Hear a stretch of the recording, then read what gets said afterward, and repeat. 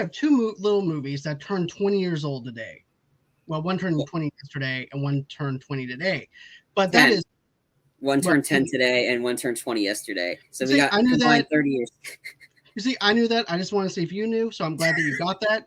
So, anyways, we're going to be talking about Spider-Man and the Avengers. So, here's the thing. I remember going to see Spider-Man, the very first Spider-Man movie with Tobey Maguire, and being excited for that because we haven't seen Spider-Man on the big screen before. We have William Dafoe and everything in this film though too, and I was just excited to be able to see Spider-Man for the first time. I didn't know what to expect from Tobey Maguire or anything like that. Last time I saw him was in Pleasantville, and then after that, next thing you know, he winds up becoming Spider-Man. And then also too, I remember the teaser trailer to Spider-Man. Basically, this is before the whole entire accident that happened with the Twin Towers, where you basically have the helicopter strapped in between the Twin Towers, and you have the giant Spider-Man web of the helicopters. That was one big thing that I remember being excited about. But when you look at William Dafoe, when you look at Tobey Maguire, when you look at 1950s, 60s kind of comic book kind of flavor to it, especially how it was handled in the early 2000s, it's a perfect adaptation of a comic book in that kind of setting. But what about you, though? Yeah, this movie was definitely very, very popular. Like getting tickets for this movie was like impossible. Like this movie was sold out like crazy. It took me a couple weeks to be able to finally see this one in theaters. And yeah, I mean, I'll say it. Tobey Maguire is my favorite Spider-Man.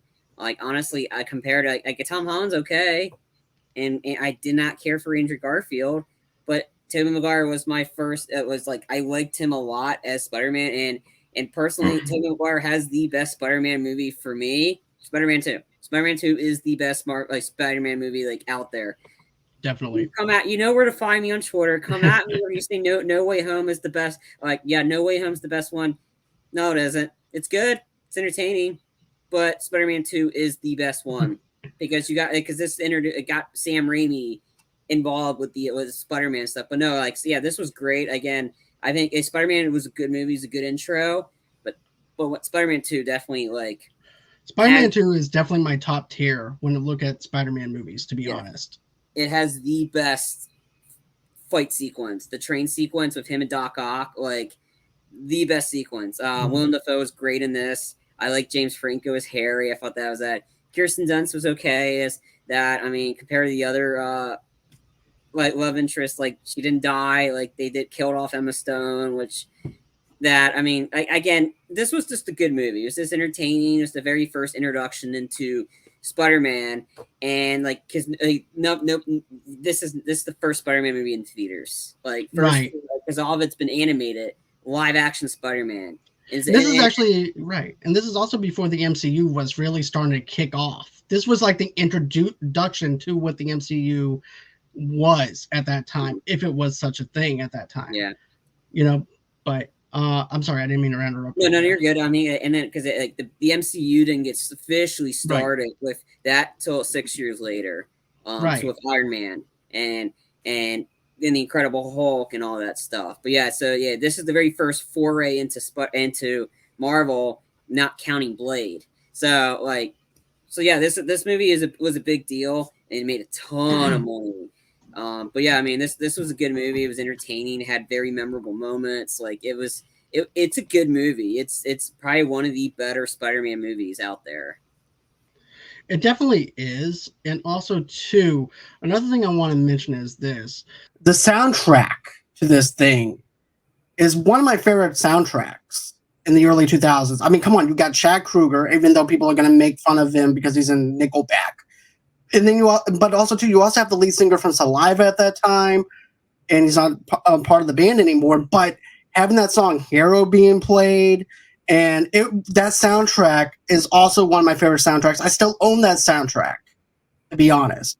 And that soundtrack alone makes me excited for the very first Spider-Man movie. Also, too, you also have the iconic upside down kiss in the rain with, with MJ and Peter Parker Spider-Man, which is also something that people might have thought maybe that's a little too over the top, maybe it's too cheesy now. But at that time, though, that was actually probably one of my favorite scenes whenever it comes down to cinematic type of love interest. I thought that was actually pretty cool how they played off of that.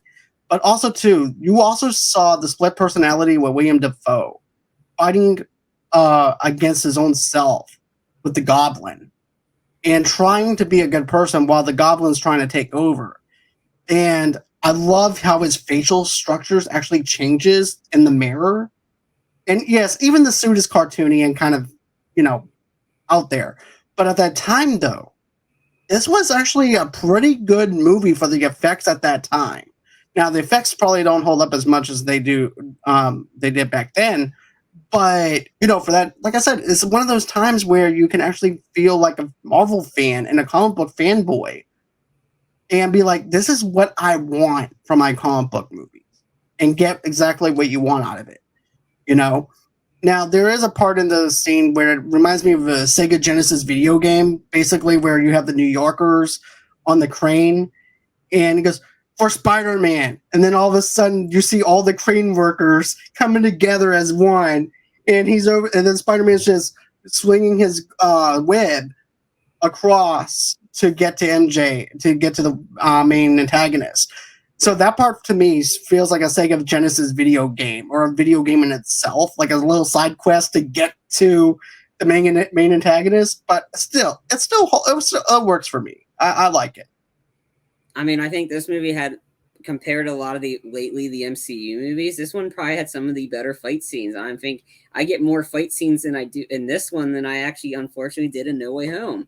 Honestly, again, the fight scenes for me, this, again, it's a superhero movie. Superheroes supposed to fight, not much talking. It's a superhero movie. That's what you paid for, and I think that's what it seemed like to me lately. The Marvel movies have been less on the fighting and more on the dialogue, and I'm like, no, it's a superhero movie. I want to watch a talking movie. Wait for the Oscars. So I like both. Yeah, I know. But again, I think it just goes to, because if we didn't get this Spider-Man movie, No Way Home never would have happened. Not even close. But yeah, I mean, again, I like this one. I think Spider-Man 2 it builds upon this one, and that sure, there's a lot of not fight sequence in Spider-Man 2. However, whatever the scenes that were there were memorable to kind of counteract the slowness of it. I think, and that's why I mean the train sequence, like nothing can beat that.